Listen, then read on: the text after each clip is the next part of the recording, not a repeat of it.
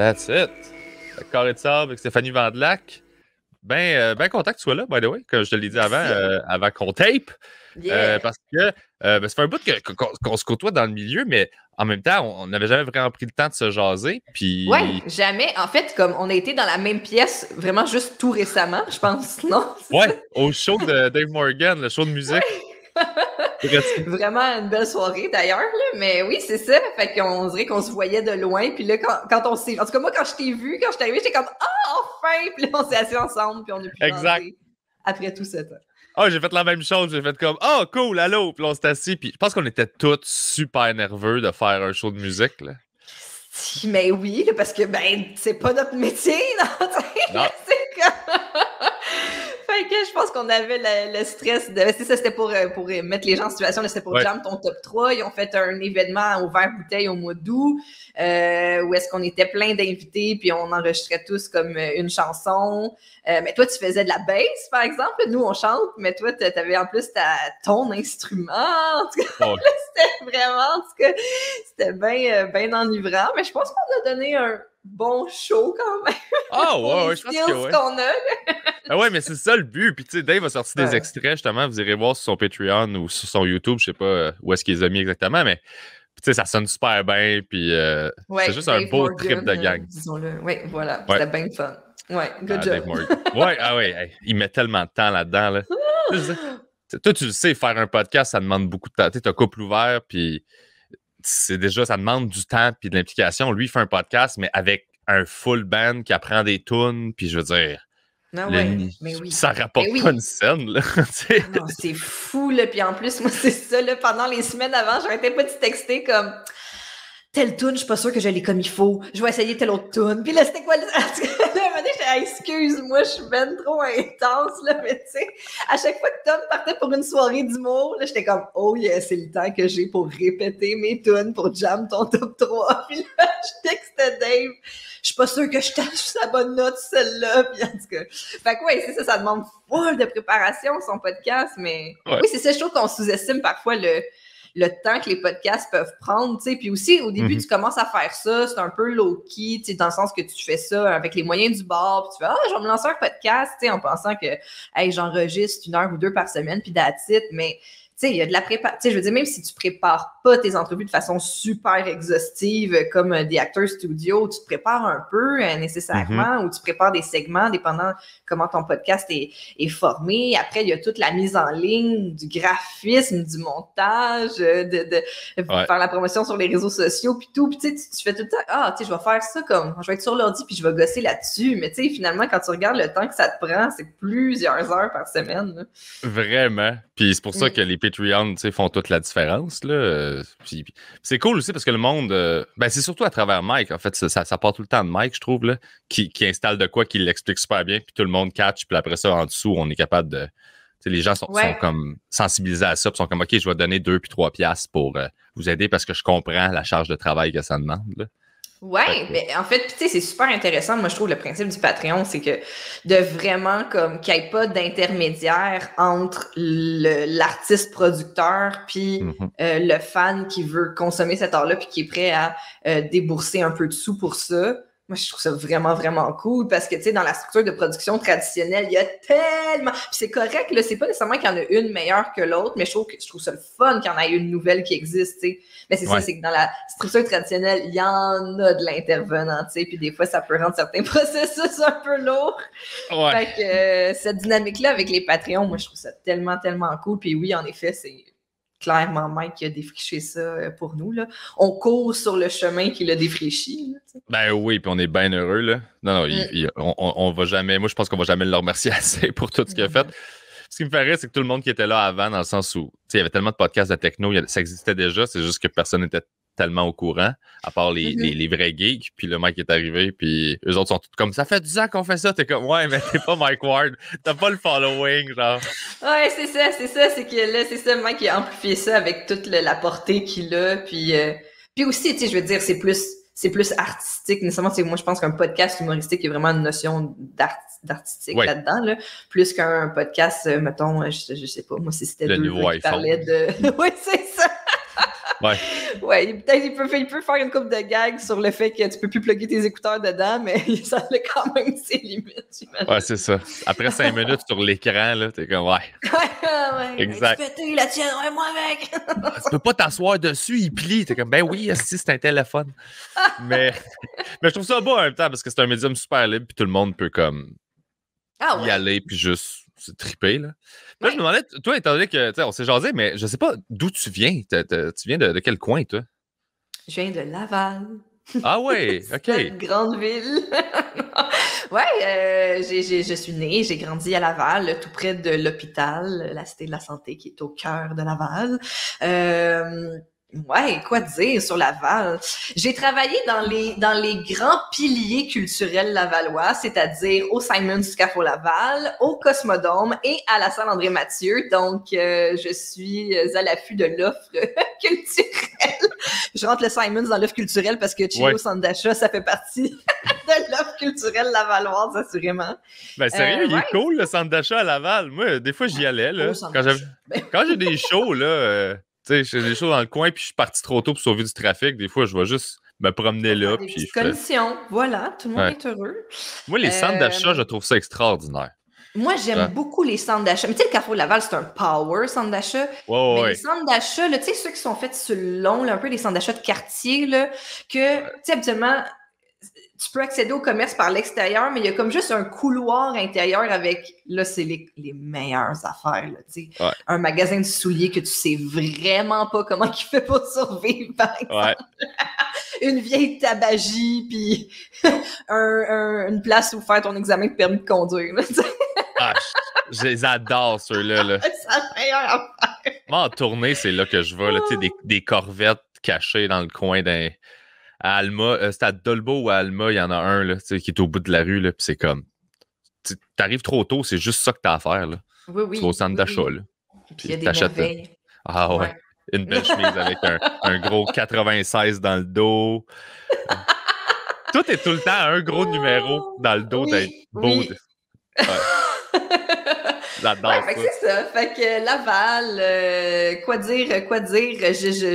J'ai traversé à Montréal quand j'ai commencé le cégep. Je suis allée au cégep Huntsic. Puis c'est à ce cégep-là que j'ai découvert, j'ai commencé à m'impliquer en théâtre, en animation, puis tout ça. Là. Fait que c'est à ce moment-là que j'ai commencé à toucher à tout ça. Là. Ben c'est ça, c'est ce parcours-là qui m'intéressait parce que là, dans le fond, tu travailles dans le milieu. Ton titre exactement, c'est quoi? T'es-tu agente de booking? Non, mes collègues sont vraiment bookers parce que c'est ça, je travaille dans une agence de spectacle qui s'appelle Consortium.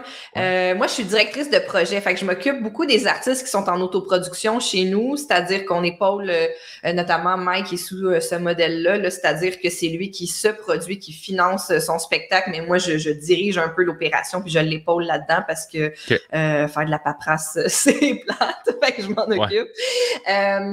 Fait que c'est ça, puis sinon, tu sais, moi, je m'implique beaucoup aussi au niveau de la mise en marché des shows, là, dans le sens où quand mes collègues qui font vraiment le booking, là, c'est-à-dire qu'ils mettent une date au calendrier, puis que bon, c'est confirmé à telle date, telle heure, tel jour, tel artiste va être dans telle salle. Moi, mon travail commence là, c'est-à-dire que je m'assure que ce spectacle-là se déroule bien, autant pour la salle de spectacle que pour l'artiste. C'est-à-dire que les billets se vendent, la promotion se fait, la coordination aussi de c'est quoi les besoins, les attentes et tout ça. Là. Fait que je travaille aussi beaucoup conjointement avec les directeurs de tournée qui, eux, sont sur la route avec les artistes et tout. Fait que... c'est toujours des tournées quand même de plus grosse ampleur. Là. C'est pas de l'autoproduction, mettons comme moi puis Jer, qu'on a un modèle qui est vraiment plus underground. En fait, tu as l'air de dealer, j'ai l'impression, avec les salles de spectacle traditionnelles, le réseau qu'on connaît. Okay. C'est ça. Nous, on est vraiment dans le réseau le réseau majeur. Là, justement, la salle André Mathieu en fait partie. Mais tu vois, tranquillement, pas vite, on est en train de muter ça pour essayer justement de servir potentiellement des artistes comme vous. Puis tu sais, dans le sens où on le fait en ce moment avec Couple Ouvert. Tu sais, dans le sens que là, je suis dans une grosse boîte, mais là, Couple Ouvert, on fait des salles, on fait des enregistrements devant public. Fait que là, on est en train d'offrir aussi justement une offre qui est en plus pas un spectacle, qui est un podcast enregistré devant public dans ce réseau plus traditionnel-là. Fait que je trouve ça le fun parce que là, j'essaie de voir aussi comment est-ce qu'on peut justement essayer de faire parler ces deux univers-là, tu sais, dans le sens où moi, j'ai toujours justement travaillé dans le réseau des grosses salles avec des artistes établis, tout ça. Puis quand j'ai commencé à travailler chez Consortium, ça fait quelques années maintenant, je pense que ça fait comme 7 ans que je suis là. Puis là, j'ai commencé à travailler plus en humour. J'ai découvert tout le réseau parallèle que je connaissais, mais zéro, là, soirée d'humour, puis tout le monde qui fait des gros corpos, Jer qui se book des petites tournées tout seul, tu sais, toi. Fait que, tu sais, là, je trouve que là, il y aurait justement un petit lien à faire de comment est-ce qu'on peut s'aider sans être obligé là, de signer le gros deal de production sur plusieurs années. Comment est-ce qu'on peut aider un artiste qui veut garder aussi une indépendance artistique à travers tout ça? Il y a aussi ça dans l'intérêt de l'autoproduction. Fait que là, c'est ça. Fait que là, je suis en train de moi-même, à cause de mon petit projet à moi, de merger ça. Fait que, ouais. Ben, c'est cool parce que c'est justement c'est ça le défi. Puis ça fait des années, je trouve que le monde essaie de comme faire le pont avec ça parce qu'ils voyaient qu'il y a plein de tournées dans les salles alternatives qui sont pas dans les réseaux de diffusion, mais tu as la grosse salle qui a aussi une petite salle à côté qui est un 100-200 places qui dit ben tu pourrais aller jouer là. Mais mettons de notre bord, les coûts pour aller jouer là sont quand même beaucoup plus élevés en termes de coûts de production de base. Fait que ça demeure encore plus intéressant pour un gars comme moi d'aller jouer dans une place à côté que les coûts de prod sont vraiment bas. Fait que le risque financier est plus bas. Fait que je suis vraiment curieux de voir qui va trouver la solution à ramener les gars comme moi puis ma génération dans les petites salles sans que le billet, parce qu'ultimement, c'est le monde qui finisse par payer au final. Puis tu sais, nous, on a justement aussi, même avec les artistes établis avec qui on travaille, on a quand même une politique qu'on pourrait appeler du juste prix, là, qui est un terme utilisé souvent dans les écoles de business, là, dans le sens que le juste prix, c'est qu'à un moment donné aussi, les gens, ils ont une limite à leur budget divertissement. Puis même si t'es une star, d'avoir un billet accessible, ça peut quand même être le fun, tu sais, parce qu'à la fin de la journée, c'est souvent des travailleurs, des jeunes qui vont parfois voir des shows et tout. Tu sais, tu veux pas que la personne se mette à la gorge pour aller voir un show pendant le mois, puis là, elle peut plus rien faire d'autre parce que son budget divertissement a été englouti par un spectacle, tu sais. Donc oui, tu sais, d'avoir quand même des prix de billets accessibles, mais d'offrir des conditions de production intéressantes, tu sais, parce que aussi, ultimement, mettons, toi est un excellent exemple, tu sais, à un moment donné, s'occuper de tout aussi, là, c'est comme quand on parlait des podcasts plus tôt, là, s'occuper de tout, c'est drainant, là, tu sais, fait que faut juste avoir un petit coup de main, un petit coup de main de booking, un petit coup de main de promo, sans que ça soit les gros canons, là, mais tu sais, genre, ça peut faire toute la différence, tu sais. Ouais, parce que c'est vraiment ça qui draine le plus, honnêtement, là, c'est de tout gérer en même temps, puis c'est parce que, tu sais, surtout quand tu fais les deux, Jerry est dans la même situation, c'est que t'as un cerveau créatif, t'as un cerveau business, fait c'est correct d'avoir les deux, puis je suis capable de... Mais c'est juste que quand je suis en création, il faut que je sorte de ce cerveau-là pour être dans le cerveau business, puis là... Mais après ça, il faut que je retourne dans le cerveau création, puis faire du back and forth, ça brûle bien raide. T'es comme... Oui, puis la création, ça demande aussi beaucoup de moments de repos. Ça demande des moments où tu t'ennuies. Ça demande des moments où est-ce que tu vas regarder un film que tu n'aurais jamais pensé regarder, mais finalement, tu as du temps à perdre. Puis là, ça te fait voir quelque chose de vraiment hilarant qui t'inspire. Fait que, tu sais, si tu n'as pas de temps de repos, la création en prend un coup.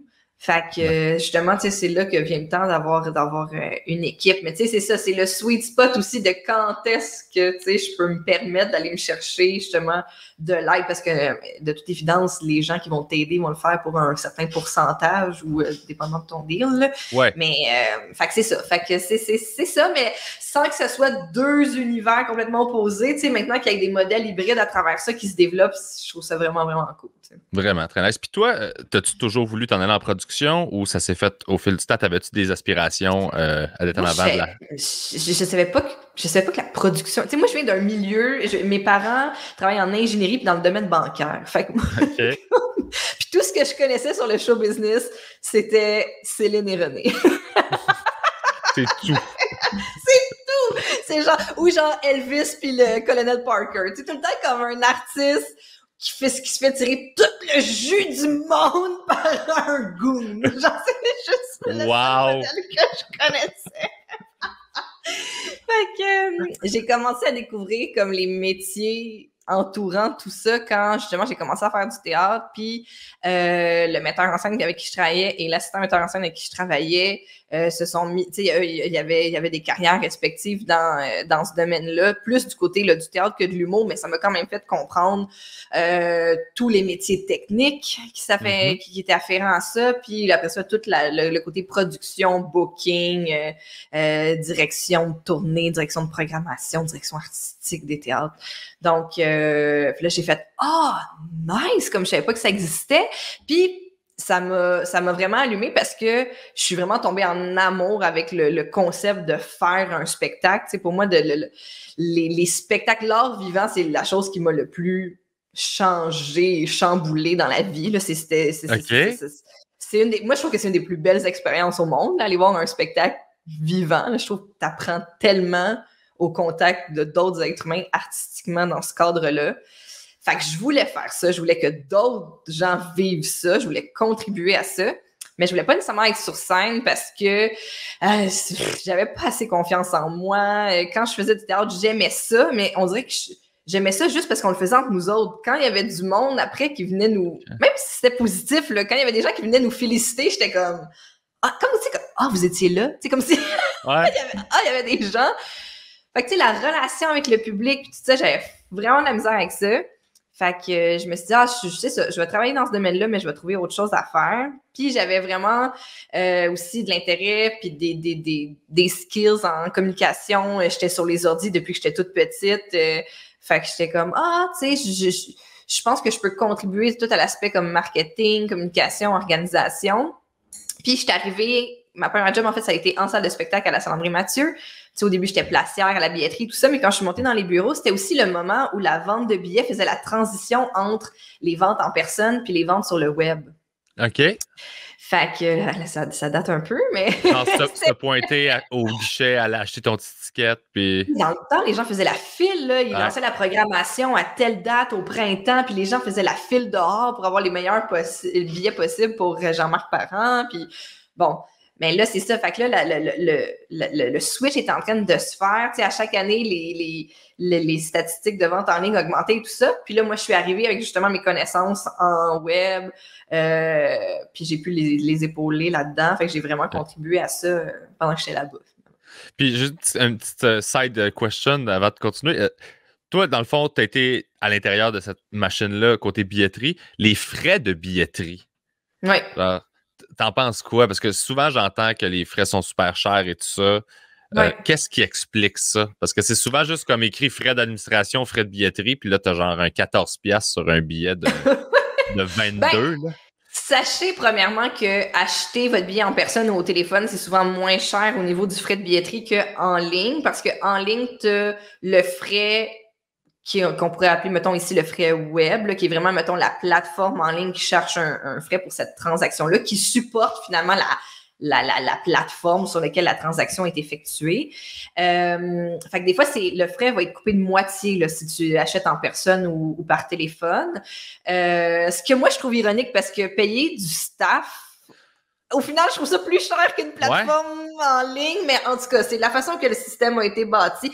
C'est aussi que dans le temps, justement, cette technologie de vente de billets coûtait extrêmement cher à rouler, mais maintenant, il y a des billetteries alternatives qui se sont créées aussi, puis je veux dire, maintenant...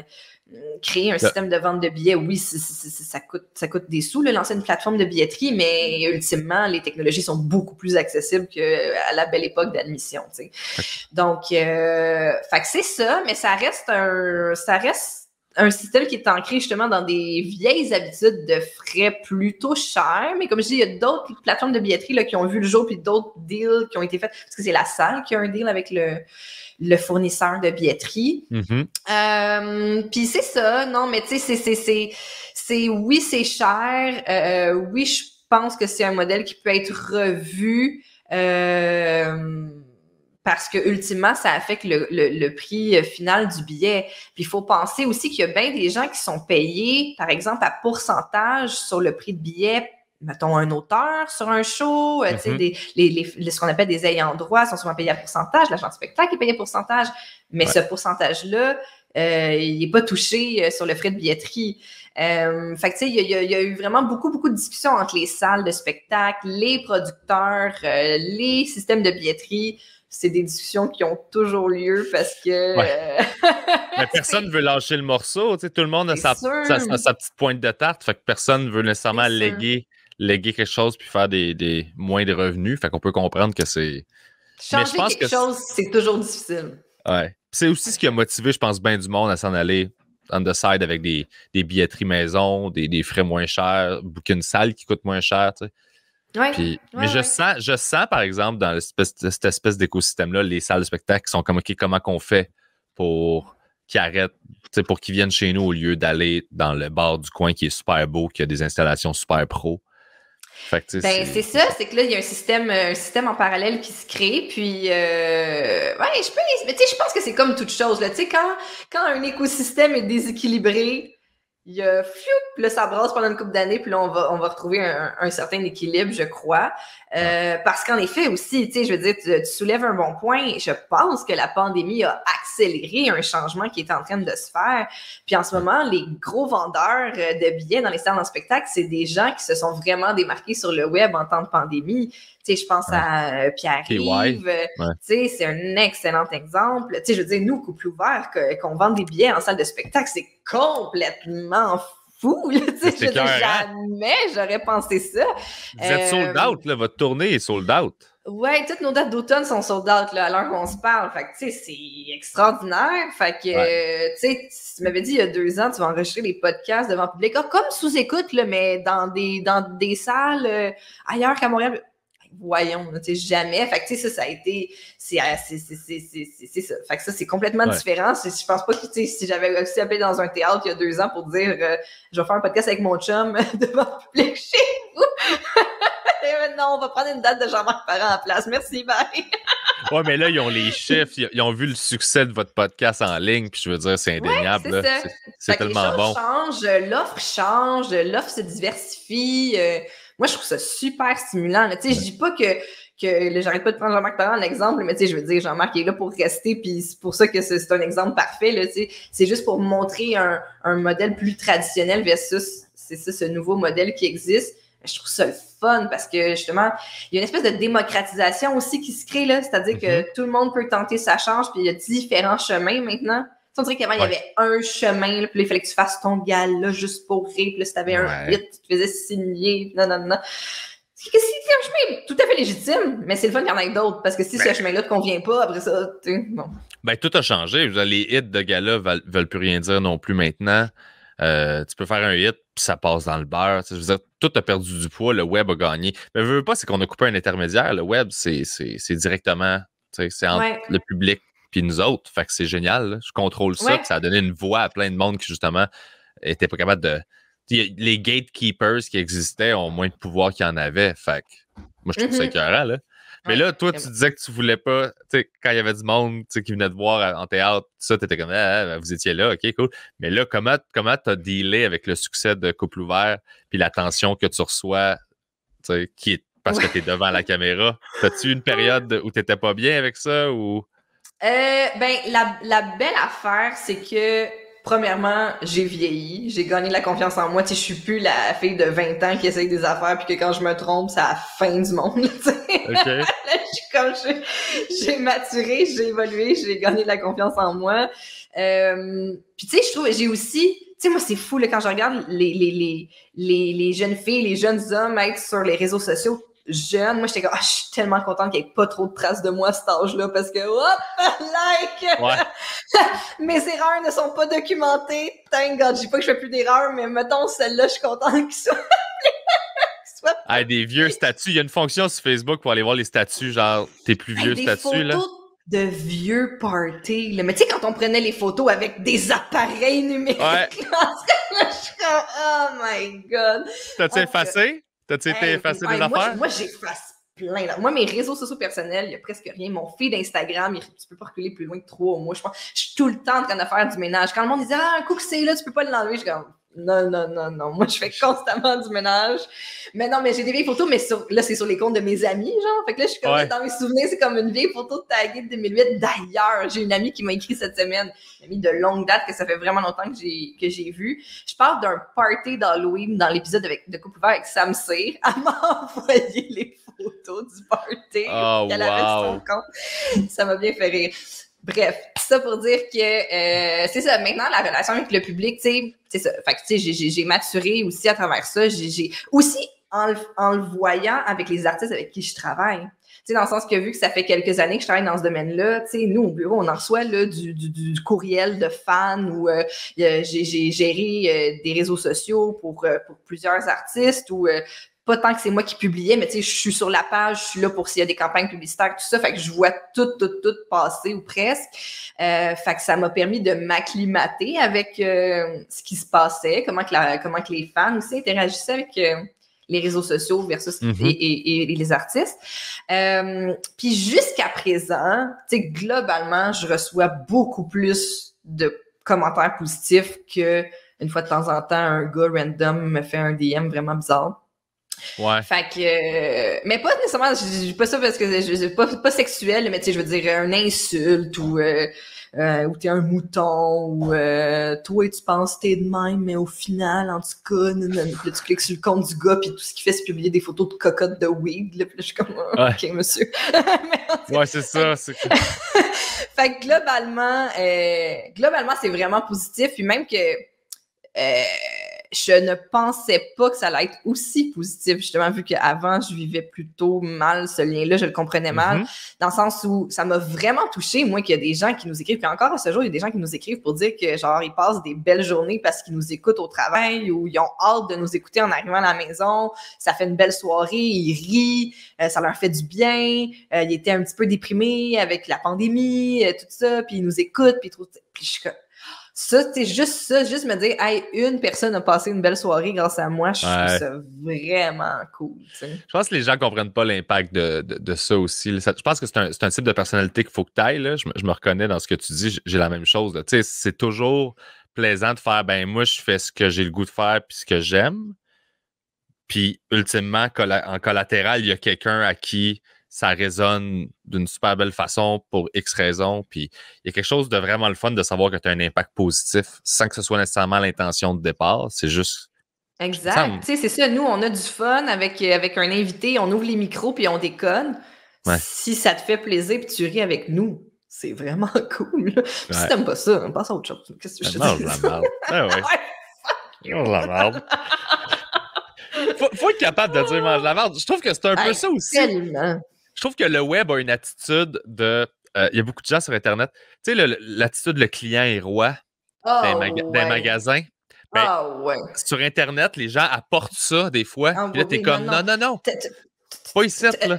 C'est ça. Un moment donné, je me suis mis à débattre avec un gars, puis là, un moment donné, je clique sur son profil, puis c'est ça, c'est lui qui fume du pot, puis, tu sais, je veux dire, comme, mais là, ma piscine avec qui, moi, finalement? Tu sais, je veux dire, ça sert à rien, ça tu sais, fait que non, c'est ça. Non, moi, je suis tellement d'accord avec toi, là, des fois, de juste dire à quelqu'un de décalisser, là, c'est ça, là. C'est comme si on avait un magasin. Tu continues à vivre je te dis, moi, je suis pas, là, dans le sens de je te cancel ou je te brime. Tu peux continuer à penser ce que tu penses, dire ce que tu dis, pas à moi. Ça m'intéresse pas. J'ai pas besoin de vivre cette interaction-là. Là. Moi, c'est pas grave. Ça m'intéresse pas. Ouais. Mais c'est parce que des fois, ils arrivent et ils pensent que tu vas essayer de les convaincre de rester ou de leur faire plaisir ou de pis t'es comme non, c'est ça. Si c'est un magasin, ça, moi, je suis le gérant que tu rentres, puis là, tu me dis quelque chose, je fais va-t'en, magasine pas ici. Mais tu sais, il n'y a pas ça dans la vie. Tout le monde est comme non, on veut votre argent. Puis nous autres, c'est comme non, je me fais assez chier à tout faire ça. Là. L'argument de t'as besoin de moi, là, tu sais, je te suis plus comme si.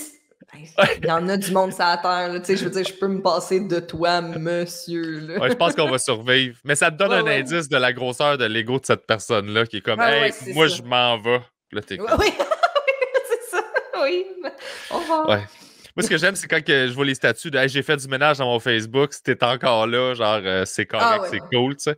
Moi, je suis tout le temps comme, hey, pour vrai, là, pourquoi je suis encore là, moi? Ouais, c'est ça, pourquoi pourquoi tu m'as gardé? C'est moi qui vais t'enlever avec ton statut laid, bye, unfriend.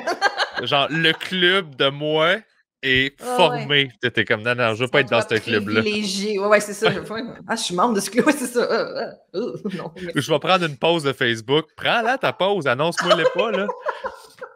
Fais juste en aller. Le but de prendre une pause de Facebook, c'est justement de décrocher, de faire des statuts cons de même. Fait que si ton dernier statut, c'est genre le statut le plus con possible, c'est comme non, mais.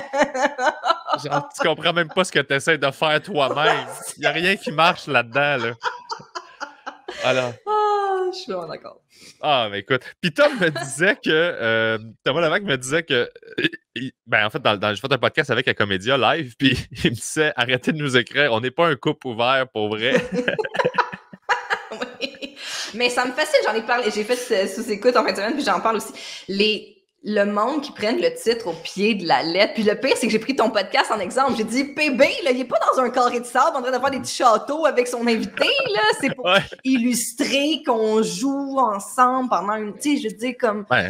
Carré de sable, c'est on joue, on fait des expériences, fait qu'on parle on apprend. C'est ça un carré de sable. Des fois, ça se construit, ça se déconstruit. Voilà, là, c'est ça. Là, si tu penses plus loin que le bout de ton nez, tu catches 2 secondes. Là, je suis comme, oh man. Puis c'est ça, je me dis, pourquoi les gens, ils comprennent tous les titres, sauf celui-là, là, sont vraiment accrochés, là, comme, là. Puis, ils essayent de nous faire sentir que c'est nous le problème, parce qu'on n'est pas... Tu sais, c'est comme, mais là, vous avez dit que vous êtes couple ouvert, puis vous ne l'êtes pas. Non, c'est pas un titre! Je pense que c'est parce que c'est des trucs qui sont relativement... petits comme mouvement, tu sais, les couples ouverts, le polyamour. C'est qu'on a comme pointé, tu sais, je pense qu'en choisissant aussi, on savait que c'était un sujet un peu délicieux, mais je pensais jamais avoir autant de commentaires de gens que genre comme man, couple ouvert, c'est comme oh man, écoute 2 secondes là, en plus on est tout le temps en train de bien c'est ça, fait que mais en même temps, c'est correct, là. J'en veux pas aux gens de s'essayer aussi, là. Tu sais, c'est des gens aussi qui peuvent juste faire comme ben, vous, ouais. C'est correct. Mais tu sais, je pense que la vie sexuelle, c'est l'affaire que tu cherches à trouver le monde qui sont comme toi le plus, là. Tu sais, c'est vrai, mais c'est bien dit. Les relations, c'est d'essayer de trouver quelqu'un qui est comme toi. Ben, ou en tout cas que ça va fitter ou que les envies vont fitter puis c'est le défi de la sexualité, c'est faire moi j'aime ça, tu trouves quelqu'un qui aime ça puis ça fit. Ben, couple ouvert c'est quand même relativement soft, mais tu sais le monde qui trippe sur genre licher des souliers, il faut qu'ils se trouvent eux autres aussi là. Fait que tu sais si t'appelais ton podcast licher des souliers, t'aurais plein de monde qui ferait comme enfin. Enfin vous en parlez. Là, ils sont comme t'aimes même pas ça licher des souliers pour vrai. Puis là, c'est comme fuck, tu sais. Enfin un safe space. Ouais, faut que je continue de chercher. Moi, c'est le même, je vois ça, là. Vrai, tu tapes dans. Genre, identitairement parlant, ta sexualité, c'est comme, Anne, si tu t'affiches en plus. Mais moi, je pourrais pas faire ça, là. Coupe ouvert. Licher les souliers. Licher les souliers, je suis sûr que je suis capable. Faut juste qu'ils soient neufs. Je suis capable. Je sais pas si j'aimerais ça. T'imagines, t'essayes juste random en se disant comme impossible que j'aime ça, puis finalement t'es comme aïe, c'était vraiment bon. Ça goûtait à terre un peu, c'était humide, c'était granuleux. Moi, il y a plein d'affaires que je fais pas dans la vie parce que j'ai peur d'aimer ça. Je comprends tellement raison pour laquelle j'ai jamais fait de cocaïne. Même chose, même affaire. Je le sais qu'il faut pas, là. Je vais triper, là. C'est pas une bonne chose. C'est ça, je peux pas. Je veux pas être dans ce groupe-là, tu sais. Non, je préfère les juger de l'extérieur que les comprendre. Typique de je me mets à la main puis le corps passe, là. C'est sûr, c'est sûr, là. Fait que... Mais c'est juste que moi, ça me fascine, ces gens-là qui découvrent, tous ceux qui ont des fétiches et des trucs comme ça, parce qu'ils les découvrent à quelque part. Ils l'essayent une première fois. Ouais. T'as raison. Puis c'est comme, écoute, mais des fois, c'est comme justement un partenaire en qui tu as confiance qui va t'introduire à ça, puis là, tu vas essayer des choses, puis là, il y a certaines choses sur lesquelles tu vas accrocher ou non. Mais j'ai tellement de respect pour la personne qui a cette discussion-là avec quelqu'un qui n'est pas au courant. Là. Moi, tu sais pour qui j'ai du respect? Les gens qui réussissent à accrocher des balançoires à sexe dans leur chambre à coucher. Des swing chairs! Faut que tu drilles. Faut que tu trouves, j'imagine, un truss, là, tu sais, un Ouais, bout de... Tu sais, là, il faut que tu rentres... une bonne drill, il faut que tu ailles faut que tu calcules le poids ultime que ça va pouvoir soutenir. Fait qu'il faut que tu choisisses la vis puis le petit truc en plastique. Des fois aussi que tu mets, là, si tu trouves pas le truss de bois. Puis il faut que tu jases de poids avec ta partenaire aussi, là. Oui! C'est comme là, je magasine, j'ai une question plate. Mettons qu'on s'accroche les deux ensemble, ultimement, ça quoi? Ça 450? C'est pas vite! Mettons combien tu pèses pour des raisons pratiques, on n'en reparlera plus jamais, là, tu sais. Mais oui. Faut que tu décroches aussi, là. Tu laisses pas accrocher. Qu'est-ce que tu la laisses accrocher ou tu décroches? Moi, je la laisserais accrocher tout le temps parce que je suis paresseux. Moi, avec, c'est sûr, parce que tu ranges ça où? Dans le garde-robe. Après ça, tu gosses après tes chemises, une petite balançoire est là. Puis aussi, si tu l'enlèves, tu laisses-tu juste un crochet comme ça, parce que c'est quand même un gros crochet. Fait que c'est quoi, tu mets une plante? Ouais. Une plante araignée. Mais tu sais, genre, le crochet est vraiment élevé pour juste soutenir une plante. C'est quelqu'un qui juste comme... T'es pas obligé de mettre un crochet aussi intense pour ta plante. Moi, je le ferais avec un système de on arrose cette plante-là juste quand on fait l'amour. Comme ça, quand ta plante est en santé, t'es comme yes, mais quand elle commence à mourir, t'es comme hey, la plante est en train de mourir, t'es comme ok, sors la chaise. Ok. C'est la chaise. C'est le deal que la vie sexuelle est liée à la vie de la plante. Moi, je trouve ça écœurant. J'adore, puis la plante est intégrée au préliminaire. Ouais. J'adore. Mais ça a quand même l'air nice, les swing chairs, dans le sens où... C'est sûr que c'est efficace. Tu sais, il n'y a rien là-dedans qui est bizarre, autre que genre... Toutes tes jambes sont soutenues, t'es dans l'angle souhaité, puis ça contribue au rebondissement, ou en tout cas au va-et-vient, c'est sûr. C'est sûr. Le gars peut-tu être dans swing chair, par exemple? Tu peux-tu demander, mettons, à un couple d'amis qui en a une, je peux-tu l'essayer, voir si j'aime ça? Ouais, je peux-tu juste me balancer? Tu peux-tu juste t'asseoir pis lire? Je suis pas sûre. Ouais. Parce que c'est un hamac, là. Oui, c'est ça. C'est un hamac à cul, là. Fait que je me demande à quel point c'est confortable, puis... Tu sais, si t'as des problèmes de circulation dans les jambes, en plus, c'est bon, là, tu sais, ça te surélève les jambes, pis tout. Parce que... Ah, mais attends, parce que ça fait baisser le sang? Ouais, c'est ça. Ça engourdit pas, ça? Enflés, là. Ben, oui, si t'as les pieds enflés, ouais, tu veux moins de sang, fait que tu veux les... Ouais, j'avoue. Ah, mais il doit y avoir des compilations de fails de swing chair à quelque part, là. C'est sûr qu'il y a des gens qui se sont pété le coccyx. Ouais, des bloopers de porn. Faudrait que je google ça. Des genres de coïts vraiment interrompus. C'est sûr. Parce que c'est comme je dis, c'est pas tout le monde qui a les skills qu'il faut pour accrocher ça comme il faut. Là. Trouver un beam, c'est super tough. Tu appelles ton cousin qui travaille en construction, puis tu expliques pas pourquoi t'es comme j'ai de quoi installer. On peut pas c'est un hamac. Moi, je dirais que c'est un hamac. Tu sais, j'ai une chaise hamac, là, puis je veux dire, c'est ça, je dirais, je vais accrocher ça, puis il l'accroche, puis il part, tu fais comme, OK, tu barres la porte, puis là, tu fais, bon, on va essayer la vraie affaire, là. Je comprends. Mais je pense pas que le monde, ils mettent ça dans le chambre à coucher. Je pense qu'ils se font des donjons. Ça. Hein? Ben là, ça implique que tu as une maison, mais là, mettons que tu es en condo ou en appartement. Tout c'est un donjon au sous-sol. Faut que tu aies les moyens. Faut que tu aies les moyens d'avoir ta vie sexuelle que tu veux, je pense. C'est ça. Et une chambre réservée. Ben, je pense. Il y a des amis qui viennent visiter ta maison la première fois, t'es comme... Et au sous-sol, on a le donjon. Hey, faut que tu sois game, là. Mais j'admire le monde qui sont super ouverts par rapport à leur pratique sexuelle dans la vie, puis qui en parlent ouvertement. T'sais, pour moi, c'est tellement vulnérable et intime, puis ça m'appartient, puis il y a peu de personnes qui sont rentrées dans cette bulle-là. T'sais, un one night n'est pas rentré dans cette bulle-là d'intimité sexuelle pour moi. Là. Je parle vraiment de builder une relation. Ouais. Que du monde qui sont super open dans jaser, puis je suis comme, man, ben, tant mieux, mes hommages. Là. Pendant la pandémie, moi, je connaissais du monde qui... Eux autres, ce qu'ils font dans la vie, c'est des orgies. C'est ça qu'ils font. Ils ont du fun. Pendant la pandémie, c'était plutôt difficile, j'imagine. Ben, c'est ça l'affaire. Je leur parlais, tu sais, d'habitude. Puis là, ils me disaient, ah ben là, tu sais, la pandémie, c'est sûr, ça change bien des affaires. D'habitude, on est 10, puis on fait une orgie aux 2 semaines. Mais là, à cause de la pandémie, on est responsable. On a réduit ça à 5 personnes. Okay. C'est toujours les mêmes 5. Une bulle, c'est ça, il s'était créé une bulle familiale. Ben oui, mais ça marche quand même pas, là. Je comprends. Tu sais, j'étais comme, hey, merci pour votre contribution, là, mais... Oui, Bravo pour l'effort, mais je pense que c'était pas ça le règlement. Il était fier. Oui, J'étais parce comme, que, oui. gars, oui. On n'est pas 10, là. Fait que c'est ça. On se fait des équipes beaucoup plus Marie-Pierre, clean. Pierre-Luc, ça fait un bout de qu'on les a pas vus. Ouais. Mais j'admire ça, moi, qu'ils puissent me jaser de ça, comme ben open. Je suis comme, wow, pour vrai. Genre, il y a des affaires. Oui, mais c'est le fun. Mais tu sais, moi, c'est ça, justement, à Couple ouvert, on parle souvent de sexe avec certains invités, plus avec certains, moins avec d'autres. Puis, tu sais, nous, c'est super important de respecter, justement, le choix et l'intimité des gens, puis ce qu'ils veulent nous partager.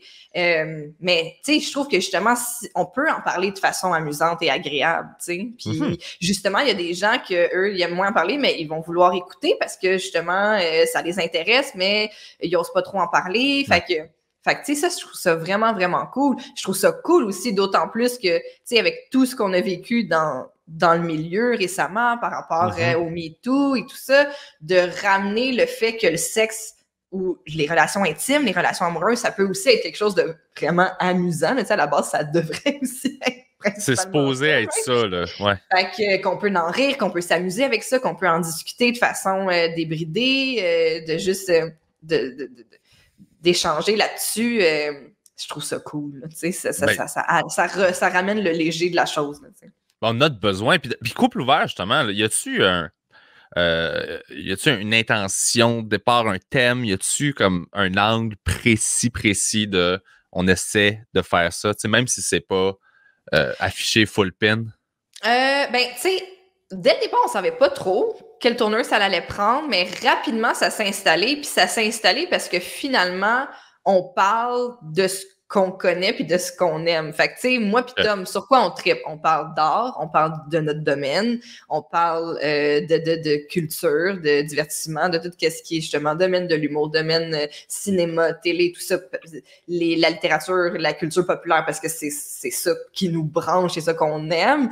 Puis aussi, ben, on est passionné et fasciné par les relations humaines, que ce soit dans un milieu de travail, que ce soit en amitié, que ce soit en amour, puis que ce soit en sexualité. Fait que finalement, c'est devenu les thèmes communs des épisodes, parce que aussi, c'est ça qu'on maîtrise, puis qu'on est capable de rebondir. Puis on s'est rendu compte aussi au fil du temps que nos auditeurs aimaient ça quand on traitait de ça.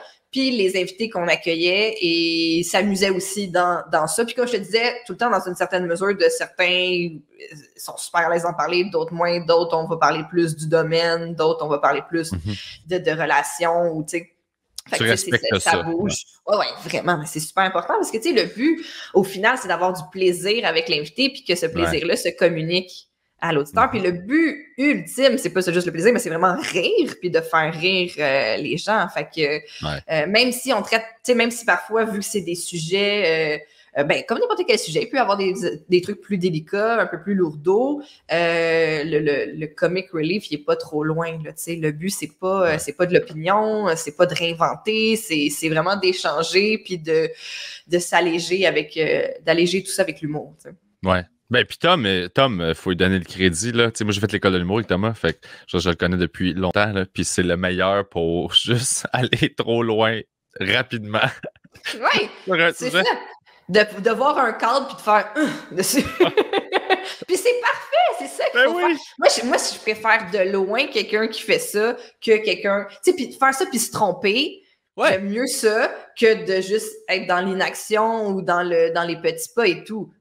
Après ça, c'est personnel nécessairement. J'aime ça, c'est mon chum, je suis avec lui, je l'encourage là-dedans. C'est peut-être pas la tasse de thé de tout le monde, mais moi, je pense que oui. Ben, tu sais. Ce que tout le monde aime, c'est plus intéressant, c'est plus flamboyant, c'est plus. Il prend des risques, tu sais. Je veux dire, Tom, il faut qu'il assume tout ce qu'il dit, puis il le fait. Fait que... Ben, tu sais, puis je trouve aussi que quand tu regardes les artistes qui ont marqué certaines décennies ou. C'est des gens qui ont repoussé les limites, c'est des gens qui ont dérangé certaines choses. Fait que, tu sais, moi, c'est ça. Pour moi, un artiste, c'est ça. C'est quelqu'un qui prend certaines conventions, certains cadres, puis qui les pousse, puis qui s'amuse avec, qui les revire de bord et tout ça. Fait que, toi, t'as-tu un conflit, pas un conflit, mais t'as-tu des fois une espèce de, appelons ça un conflit intérieur de... Tu sais, t'es au fait de la business, de l'image, de l'importance de projeter, puis tout ce qui est marketing pour les artistes et tout ça. Puis des fois, est-ce que t'entends Tom dire des affaires, puis t'es comme, ça, c'est d'un point de vue divertissement, c'est super payant, d'un point de vue, genre... business, ouais. Si tu ouais, c'est comme, ça, c'est pas... Ouais, tu viens de faire... Je trouve que, ça revient à ce qu'on disait plus tôt, vu que maintenant, il n'y a plus qu'un seul chemin, tu peux te permettre de dire ce que tu penses, ou en tout cas de faire des blagues sur certaines personnes ou sur certains parcours artistiques ou certains choix artistiques ou des choses comme ça. Je trouve que c'est ça, c'est comme on parlait des fameux gatekeepers et tout ça. Vu que maintenant les chemins alternatifs existent, puis non seulement existent, tu peux en vivre ultimement là, si ça va très très bien. C'est ça qui est excitant. Fait que tu sais, je vais toujours y dire, ou tu sais, moi, c'est ma job aussi. Puis c'est un gars intelligent, il a travaillé dans la business aussi. Là. Il sait très bien que si il pointe telle affaire puis il dit que c'est de la merde, il sait très bien à qui il fait de la peine ou qui ça gosse. Ouais. Mais il fait en connaissance de cause. Puis aussi, tu sais, on est dans un milieu artistique, on est dans un milieu humoristique. On devrait être les premiers à être capables de rire de nous. Ah non, on est les pires. C'est ça, là! On veut pouvoir rire de tout, puis il n'y en a pas un esti qui va faire une joke sur moi. Tu sais, moi, ça fait une couple de jokes que je fais sur Louis Morissette, puis ça m'amuse, puis en plus, il me répond, puis puis tu sais, moi, je trouve ça très, très, très, très drôle, mais après ça, quand je me fais dire « t'es courageuse de rire de Louis Morissette », ça me prouve que je fais la bonne affaire, tu me comprends? Ouais. Tu sais, puis ultimement, je pense aussi, moi, ça m'amuse de rire de ce gars-là parce que je trouve que c'est un gars qui a énormément de pouvoir puis que justement, faut justement pointer ça puis en rire un peu, tu sais. Ouais. Puis je pense ultimement que c'est un gars qui a de l'humour puis qui comprend que je fais de l'humour. Je veux dire, c'est un humoriste de formation, notamment. Fait que, tu sais, mais je trouve tellement qu'on devrait, tu sais, puis être vraiment plus capable de rire de nous puis si on rit de ces choses-là, c'est parce qu'on... Je vais utiliser un anglicisme, là, parce que je trouve pas de meilleur mot, mais c'est parce qu'on care. C'est parce que ça nous intéresse. C'est parce qu'on aime ce domaine-là, puis on veut qu'il soit mieux, puis on veut qu'il soit diversifié. Puis... Fait que si on s'en foutrait, on n'en parlerait juste pas. Mais c'est parce qu'on aime ça, puis on fait comme... Ça, c'est bon, mais ça, on trouve ça weird, puis ça, c'est... Puis après ça aussi, c'est... Nous, on pense ça, puis il y a aussi... On n'a pas la science infuse, on n'a pas nécessairement raison quand on fait une blague, c'est pas pour avoir raison. Encore là, c'est pour faire rire. Mais le monde pense qu'on fait des statements. S'ils trouvent pas ça drôle, ça devient automatiquement comme un statement. Puis t'es comme, non, c'était juste une tentative de joke. Elle l'a pas landé, mais ça devient pas comme un... ça devient pas un communiqué de presse. Là. Pas landé. Oui. Donne-moi un break. Ouais. Mais ouais, ça me fait rire quand, tu sais, aussi, mettons, si on fait des jokes par rapport à, je sais que c'est un sujet hyper sensible, mais la pandémie, les mesures sanitaires, tout ça, puis quand on se fait accuser de faire la désinformation, si je suis ta source d'information, c'est toi qui as un problème. Ah ouais, c'est ça, là. Ouais. Un humoriste. Oups, ça vient de geler. Ben oui, on disait, tu sais, que si c'est ça, si c'est moi ta source d'information, t'as un problème, là. C'est un humoriste, c'est ta source d'information. Je sais pas par où commencer. Fait que oui, il faut prendre des blagues pour des blagues. L'humoriste qui est quand même cool, honnêtement, tu sais, puis je veux dire, dans les majors, moi, je trouve que c'est le plus le fun dans le sens où il fait toutes les grosses affaires mainstream parce que c'est l'industrie qu'on a, puis ça t'en prend de tout ça.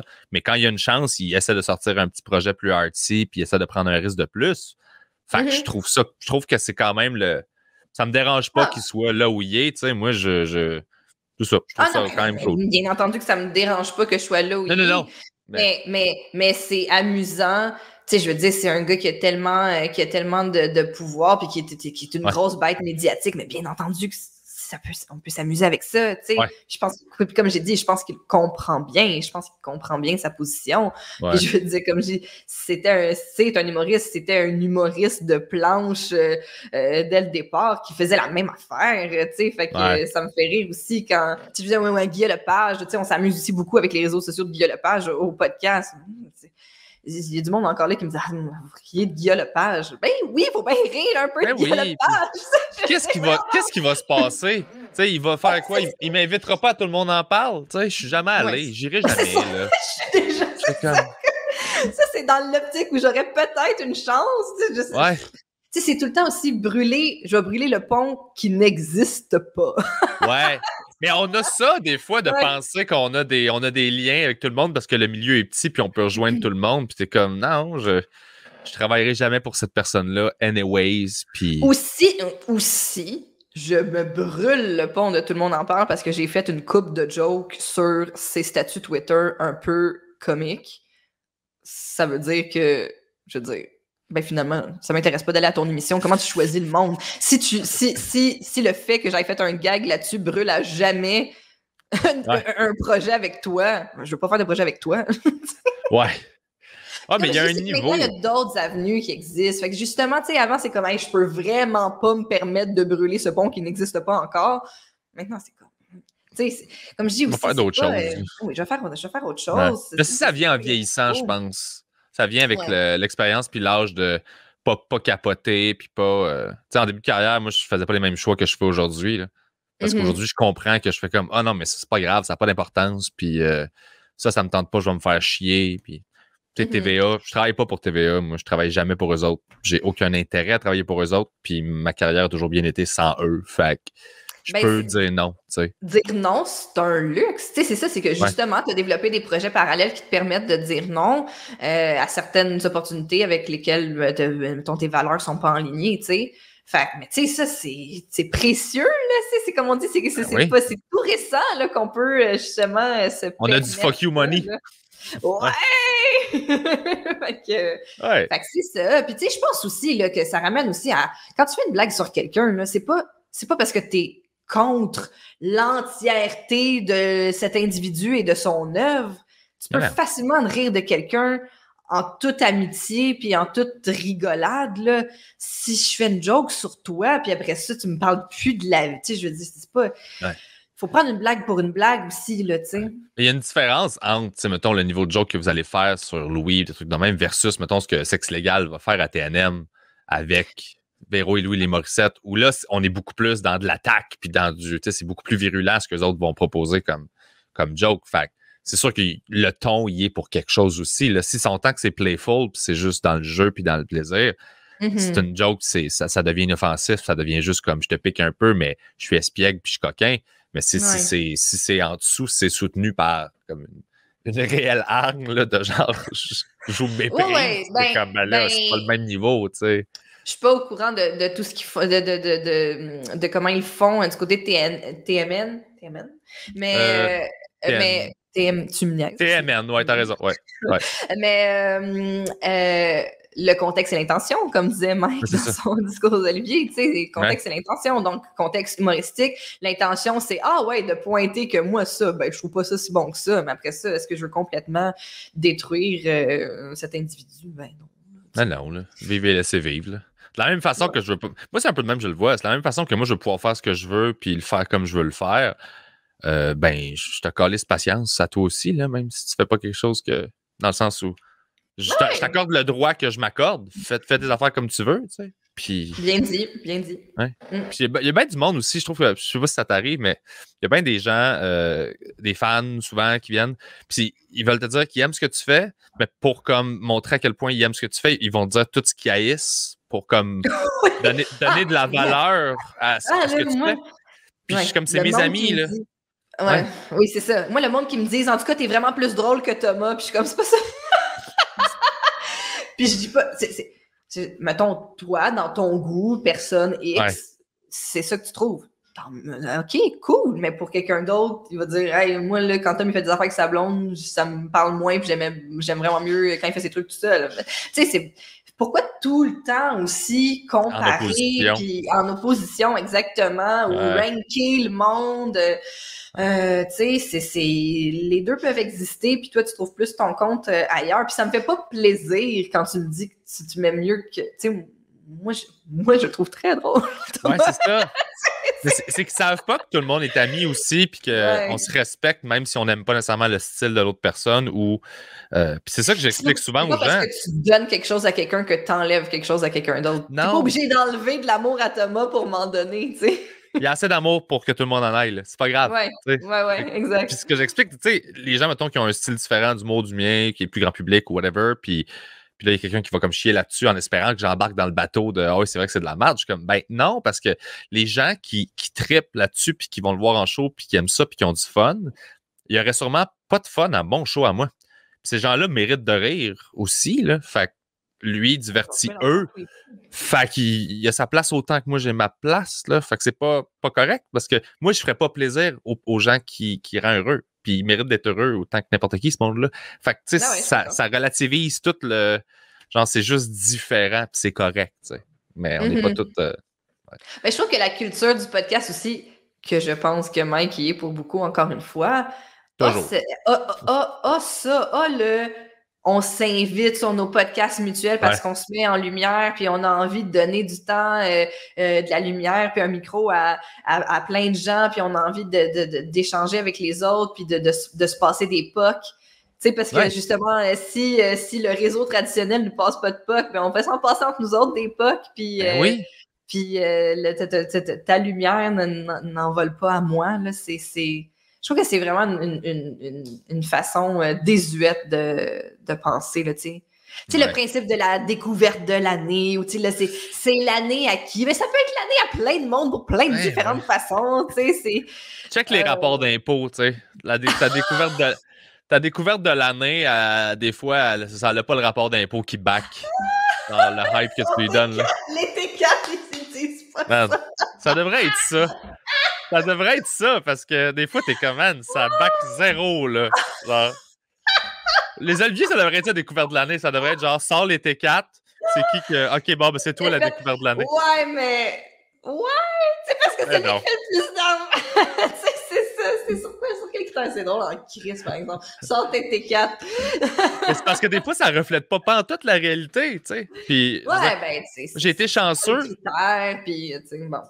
J'ai été chanceux de vivre ces affaires-là vite dans ma carrière, là, de gagner des Oliviers, des trucs comme ça. Fait que j'ai pu tasser ça de ma tête, vivre un gala, j'ai fait vite. Fait que j'ai pu ne pas courir après ça pendant trop d'années. Exact. Puis modifier ce que je fais. Mais la réalité, c'est que le premier Olivier, quand j'ai gagné avec l'équipe d'auteurs, j'ai gagné un Olivier, mais j'avais pas assez d'argent pour acheter le trophée. Je comprends, oui. Ça coûte 500$, puis je l'avais pas dans mon compte. Fait que, tu sais, j'étais comme... Ta carrière, va-tu bien, tu sais? Ouais, c'est ça. Il n'y a rien de tout ça qui est vraiment réel. Il faut le voir comme une grosse opération de promotion, accepter que c'est ça, que c'est du marketing, puis juste que c'est correct. Tu sais. Mais, fait que, cette machine-là, ben oui, exactement, prendre ça pour ce que c'est. Puis là, je me demandais, toi, dans l'avenir, est-ce que tu as des aspirations autres que, mettons, la job que tu fais là avec Consortium? Est-ce que éventuellement, tu aimerais ça t'en aller du côté gérance?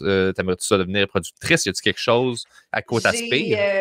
J'ai pas de plan dans la vie. C'est vraiment vrai, là. Je suis vraiment une personne qui a pas de plan. Tu sais, même au niveau personnel, tu sais, bon, nécessairement maintenant, là, j'ai une petite famille et tout, mais je veux dire, tu sais, ça me rappelle, tu sais, quand on est plus jeune, puis que les parents sont comme, quand est-ce que t'as un petit chum ou une petite blonde? Après ça, quand est-ce que tu portes un appart? Puis là, quand est-ce un bébé? Puis là, quand est-ce un chien, un chalet? Puis, tu sais, on dirait que les gens, ils ont tout le temps des ambitions pour toi. Ouais.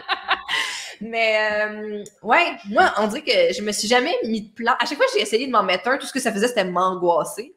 Tu sais, parce que justement, tu sais, comme tu dis un peu, là, mettons, un Olivier, ou en tout cas, tu sais, quand t'es un jeune humoriste, on dirait que ça fait juste comme si tu l'as pas, si t'es déçu, puis si tu l'as, tu vois bien que ça change rien, puis que t'es pas capable de payer tes affaires à la fin du mois.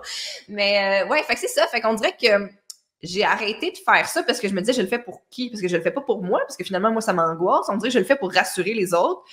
Fait que, puis j'aime trop de choses différentes. Fait que, par exemple, je serais jamais parti le podcast si j'avais eu un plan de carrière vraiment drette en production puis en gérance. Puis là, le podcast me serait venu comme une opportunité. Puis je peux pas faire ça parce que ça brime mon plan de devenir la productrice de feu que je veux devenir dans 5 ans, par exemple, tu sais. Fait que, puis moi, je suis aussi quelqu'un qui joue sur plein de plans en même temps, tu sais. Moi, encore à ce jour, je suis à l'école, je fais une maîtrise au HEC en intelligence d'affaires parce que j'aime ça, ça m'intéresse et tout ça. Fait que, tu sais, je trouve aussi que sinon, ça te met dans un espèce de tuyau. Puis moi, j'ai envie d'essayer plein de choses. Fait que c'est ça, justement, le podcast, ça rentre dans cette lignée-là. C'est une opportunité qui qui est apparu sur mon chemin en ayant Thomas dans ma vie. Fait que je suis contente d'avoir pu dire oui, puis je suis contente de pouvoir y consacrer du temps. Fait qu'après ça, maintenant, je sais pas, je sais vraiment pas, parce que tu sais, couple ouvert, là, ça va faire 1 an, là. Je l'ai dit encore plus tôt, là, je me répète peut-être, mais tu sais, si tu m'avais demandé il y a 1 an qu'on en serait là, j'aurais jamais pu deviner ça. Puis je trouve ça excitant de pouvoir penser au fait que dans 1 an, je sais pas plus de quoi ça va avoir l'air. Tu sais. Ben, c'est ça, mais là, au moins, tu peux te faire confiance sur le fait que, genre, whatever it is, tu es capable de partir de quelque chose que tu sais pas que ça va donner, puis avoir un succès avec ça. Fait que tu as au moins cette confiance-là de pouvoir rebuilder un nouveau projet ou juste prendre un risque, puis savoir que tu as déjà pris un risque, puis ça a porté fruit. Fait que je trouve que tu peux bâtir là-dessus. Mais c'est comme ça que je vois les choses. Là, à chaque fois que tu as un succès, tu es comme j'aurais jamais fait ça, je l'ai fait, ça a été. Ben, à la limite, je devrais me nourrir de ça pour essayer d'autres choses qui me font peur ou qui est à l'extérieur de ma zone de confort. Oui, exactement. Puis aussi, si tu as différents chemins ou différentes possibilités, s'il y en a une qui foire, c'est pas grave. Il y a autre chose. Tu as d'autres options, tu as d'autres plans, que ce soit, justement, comme on a dit maintenant, dans notre domaine, il y a plein de façons de faire les choses, puis c'est vraiment cool. Puis même si c'est en dehors du domaine, même si je veux partir une boutique de fleurs, je veux dire, je sais, tu peux changer. Je trouve aussi que c'est une vieille mentalité, là, de quand on était jeune, qu'il fallait choisir un métier pour la vie. Ah ouais, c'était man. très l'espèce de la culture du travail, là, puis qui était très valorisée auprès notamment de la génération de nos parents. Là, t'as ta montre quand ça fait 15 ans, puis t'as je sais pas trop quoi quand ça en a fait 25, puis là t'es comme c'est déprimant en hostie dans une banque pendant 25 ans, imagine-tu? C'est dégueulasse. Moi, j'ai triché à mon examen j'ai triché à mon test de choix de carrière. Là. OK. Qu'est-ce que tu disais? Ben, parce que dans le fond, ça me donnait quelque chose que j'aimais pas. Fait que je l'ai comme refait pour avoir quelque chose que j'aimais.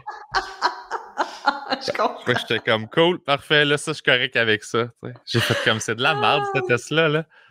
Ouais, puis genre, il y a comme 18 métiers possibles alors qu'il y en a tellement. Là, c'est comme, tu devrais devenir professeur. OK, bon, super. Ouais. Notre prof de choix de carrière, c'était sa 2e carrière en plus. Ça m'a tellement fait rire. J'avais genre 16 ans, j'avais fait comme, toi, t'es qui? T'arrives de où? Fait comme, ben là, j'avais une carrière comme designer intérieur, finalement, ça n'a pas marché. Fait que là, je suis comme prof de choix de carrière. Puis j'étais comme, mais tu t'es trompé. Je fais comme, y'a rien là. Oui, c'est ça. Puis quand est-ce que tu fais le choix de carrière de devenir prof de choix de carrière? C'est comme une inception de choix de carrière. Genre, quoi tu vas m'aider? Genre, t'arrives d'un échec. Tu sais, j'étais comme, fuck toi-même, tu choisis quelqu'un. C'est complètement ça. C'est comme, vas-y, donne ton cours, là. J'aimerais ça parler avec toi en terminant de jeux vidéo parce que j'ai vu un article passer, je pense que c'est Pierre-Luc Racine qui faisait des articles pour RDS. Oui. Puis tu parlais de jeux. Il a parti un podcast en fait, là, puis j'ai participé à ce podcast, OK, ça, tu vois, ça, je l'ai pas vu. Ça s'appelle Du pain et des jeux, je crois, si je le plug comme il faut. Ah oui, c'est au studio de Chuck Deschamps. De Chuck, c'est disponible sur la plateforme de RDS Jeux vidéo sur YouTube. C'était vraiment cool. Ben oui, puis moi, j'avais le goût de parler de Myst parce que j'ai vu... moi, je suis un énorme fan de Myst depuis toujours et on est rare. Là. Ben, il y en a plein, là, je veux dire, mais c'est rare que je rencontre quelqu'un puis je fais « Ah, toi aussi? » Myst! Écoute... Mais tu sais quoi, depuis que j'ai participé, c'est ça, j'ai parlé un peu de Myst à ce podcast-là, puis depuis que j'ai participé au podcast, ça m'a vraiment donné envie de juste comme reconnecter avec tous les jeux dont j'ai parlé à ce podcast-là. Fait que là, ma page d'accueil de YouTube est remplie de genre des long plays de genre un gars qui joue à Myst pendant 2 heures de temps. Ah oui! Soir, je suis comme, c'est quoi ma vie? J'arrête pas de dire, hey, j'ai pas le temps, j'ai tellement de choses à faire, oh my god, couple ouvert, ça prend tellement de temps. Puis là, le soir, je suis devant ma télé avec une petite bière, j'écoute les gars. Écoute, des fois, là, je suis posé à écrire, puis je sais pas comment ça se passe, mais je suis en train de regarder genre une cage à souris avec une caméra de surveillance. Ça dure 45 minutes. Puis là, je regarde genre un animal qui tourne autour, qui sniffe un peu, qui repart. Puis là, je fais, il va-tu rentrer dedans? Il va-tu rentrer dedans? Mais Là, t'es comme tout ce temps-là, je posais écrire des jokes, t'es comme, non, je veux juste savoir s'il va pogner le remusqué. Je suis comme, go, go, go. Ouais. Puis tu sais, les mondes dans les commentaires, ils mettent des timecodes de genre les moments clés. Là, t'es comme, oh shit, 26-12, elle pogne. Ouais, exactement. Mais ouais, fait que Myst, t'as beaucoup joué ou... Ben, quand j'étais petit, c'est le premier jeu. Ça a été comme le premier jeu immersif de wow, là, tu sais, que j'étais comme, je capotais, puis je pouvais me perdre là-dedans pendant des heures à juste cliquer partout, puis pas comprendre ce qui se passe, puis juste lire des livres d'une bibliothèque virtuelle, prendre des notes. Faut que tu prennes des notes sur un pad quand tu joues à ça. Ouais. Ah, Oui, c'est mais comme, ça. tu sais pas t'es où, on t'explique pas l'histoire, arrange-toi. Tu sais, tu sais, faut que tu cliques pour avancer, puis c'est comme saccadé, là, parce que c'était vraiment pas fluide comme c'est aujourd'hui à l'époque. Mais ça rajoute aussi à ton... Tu perds tout ton sens de l'orientation, puis... tu sais, c'est qu'il y a tellement de possibilités, là, si j'ai levé tel switch, puis là, tel autre switch, tel autre switch, tel autre switch, puis là, l'autre, là-bas, je l'ai pas vu, puis là, oh mon Dieu, c'est vraiment un gigantesque casse-tête, là. Puis c'est ça, là, vu que j'écoute des gars qui jouent à ça pendant des heures, là, ils atteignent des endroits que moi, j'ai jamais réussi à atteindre. Fait que je suis comme, oh, wow, il a réussi à faire ça! Puis, fait que là, je découvre tous les lieux que je n'avais pas réussi à atteindre. T'as-tu joué aux autres après? T'as-tu joué à Riven? T'as-tu joué à Myst 3? Non? Non. Puis en plus, je jouais, mais je faisais aussi la preneuse de notes pour mon frère quand il jouait. Parce que moi, j'ai un frère aîné de 5 ans, mon aîné. Fait que souvent, c'était lui aussi qui était sur l'ordi, puis moi qui étais à côté, puis qui fait juste regarder, genre. Puis là, fait que là, à Myst, c'était comme, OK, il me disait quoi noter. Wow! C'est vrai qu'on faisait ça, hein? Jouer à l'ordi à deux, qu'un joue, puis l'autre regarde. Il y avait un ordi dans la salle d'ordi, ou en tout cas, sinon dans le sous-sol ou dans la cuisine. Ouais. Puis c'est ça, c'était un à la fois, là, sur l'ordi. Fait que... C'est vrai, je faisais ça moi aussi avec mes chums, là. Là, tu passais un tableau, puis là, genre, tu t'es assis à côté, puis tu regardes, puis... c'est drôle. Ouais, j'en ai pris en maudit des notes, là. Puis là, tu games plus pantoute zéro ou... Ben, c'est sûr que là, avec un enfant de 1 an et demi, c'est plutôt difficile, mais je me suis acheté une Switch, puis j'ai joué à Animal Crossing comme toute bonne personne en pandémie, mais tu sais, ça l'a vraiment comme pogné un niveau là, pendant la pandémie, ce jeu-là. Fait que je joue à ça, mais tu sais, c'est le fun, mais tu sais, comme, j'ai pas de réseau. Tu sais, parce que là, ce qui est le fun aussi, des fois, c'est quand t'as un réseau de contacts, là-dedans, sur l'île des autres et tout, mais moi, j'ai comme pas d'amis avec qui jouer. Fait que je suis juste toute seule sur mon île, puis je vais pêcher. Mais tu sais, ça me relaxe, là. Mais avant que ma fille naisse, j'adorais jouer à Red Dead Redemption 2. Puis, sauf que, tu sais, ça, ce qui est le fun, c'est de t'asseoir, genre, pendant 8 heures, 10 heures, puis, tu sais, d'aller chercher le cheval que tu veux au fin fond de la map, puis, tu sais, faire les side missions, puis tout ça. Puis là, ça, j'ai plus le temps pour ça. Ouais. Mais, ou sinon, j'ai recommencé à jouer à GTA l'autre jour. Puis, parce que je voulais juste relever le défi que j'avais jamais réussi à me faire de blonde à GTA. OK. Oh, wow! J'étais comme là, cette fois-ci, m'a l'avoir! Puis là, j'ai juste recommencé la game pour ça. Puis j'ai réussi à me faire une blonde, une belle danseuse. Elle était tellement fine. Fait que j'ai enfin vécu l'amour. Ah, c'est ça, maintenant, tu sais c'est quoi l'amour au temps du virtuel. C'est toi, c'est le documentaire. Elle dansait tellement bien. C'est drôle. Puis d'avoir une fille, justement, d'un an et demi, est-ce que, parce que là, c'est encore un âge quand même assez petit, t'as-tu recommencer ou t'as hâte de recommencer à revivre tes affaires de jeunesse avec elle? Tu sais, d'y montrer ce sur quoi tu tripais, sur hey, moi j'aimais ce film-là, j'aimais ça, de l'exposer à des trucs pour voir si ça résonne aussi bien que ça résonne avec toi. Ouais, mais tu vois, là, c'est ça. En bas de 2 ans, t'es pas censé leur faire du temps d'écran, là. Fait que des fois, quand elle joue dans le salon, je mets genre des films sur Disney+, mais des films que moi j'aimais quand j'étais petite, puis je fais à croire que c'est pour elle, mais c'est genre moi qui est comme « Wow, ça fait vraiment longtemps que j'avais pas vu le Roi Lion! » Genre, mais tu sais, elle est ben trop jeune pour catcher. Fait que... ouais, ben oui, c'est ça. Ouais, j'ai hâte de montrer des affaires, mais je veux pas non plus être la mère cringe qui fait comme « Regarde comme c'était bon dans mon temps. » OK, oui, maman, ça fait très peur ton film étrange de 1988, là. Merci. Ah ouais, les Goonies, là, c'est ça, c'est raide là, pour un enfant, là. Hey, les films, là, tu sais, même les films québécois, là, tu sais, j'ai genre La Grenouille et la Baleine, tu sais, Le Jardin secret aussi, là, tu sais, il y a vraiment... tout est gris, on dirait. Ouais. Opération beurre de peanut, là. Gore. Ouais! Ça faisait peur, ça, là. Certains bouts, je suis là à 100%. Même moi, quand j'étais petite, j'avais même peur, quand j'étais vraiment plus petite, là, j'ai réglé ça, là, mais tous les films avec des vraies personnes, ça me faisait vraiment peur, parce que j'étais habituée genre au monde magique de Disney, là, où tout est coloré, là. Puis là, c'est comme quand c'est des vraies personnes, avec comme les cheveux pas bien placés, je suis comme, oh. Qu'est-ce que c'est ça? Tu dis ça, c'est-tu du monde que je pourrais croiser dans la vie, genre? C'est-tu du monde qui existe, que... Du monde méchant de même. Ouais, la madame est méchante. Là, ça veut dire qu'il y a des madames qui peuvent vraiment être méchantes comme ça. Puis, Mais, ouais, non, c'est ça. Ben, fait que c'est ça. Je l'utilise un peu par la bande pour retomber. Ou, tu sais, écouter des films de Disney que, genre, depuis que j'ai pas écouté, de toute évidence, parce que depuis mon enfance, j'en écoute plus. Fait que là, j'étais comme, j'ai jamais écouté ça. Moi, Frozen. Mais jamais ça. Puis là, c'est pas, tu sais, c'est ça. Là, finalement, je suis comme, c'est un film pour enfants, tu sais, je veux dire. Ouais, c'est ça. C'est pas les Pixar, c'est pas mal les meilleurs d'habitude, là. Ouais. Ah, mais tu sais quoi, j'ai écouté, par exemple, récemment, Coco. J'ai mis Coco. Ah, j'ai pleuré. Pleurer, tu dis? J'ai pleuré dans Coco. Inconsolable. Non, pleurer, là, pleurer sanglot, là. Puis je voulais pas que ma blonde le voie. Ben, oublie ça. Non.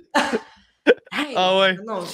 Non, c'est terrible. Puis ma mère, elle avait été le voir au cinéma avec mes nièces, puis elle m'avait dit, genre, c'est vraiment triste. Puis tout fait que là, justement, comme la petite, je suis comme, je vais mettre ça, puis il y a de la musique, puis tout. Je suis comme, il y a des belles couleurs. Hey, non, là, pleurer. La dernière fois que j'avais pleuré de même à un film, c'est Forrest Gump.